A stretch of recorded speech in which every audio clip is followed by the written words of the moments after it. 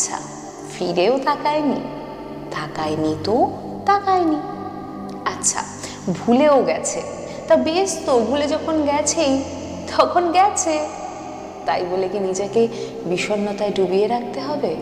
নাকি হাসতে ভুলে যেতে হবে?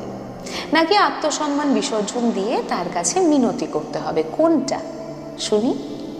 বারবার বিতাড়িত হওয়ার পরেও তার জন্য অপেক্ষা করতে হবে, নাকি তার পায়ে পড়তে হবে?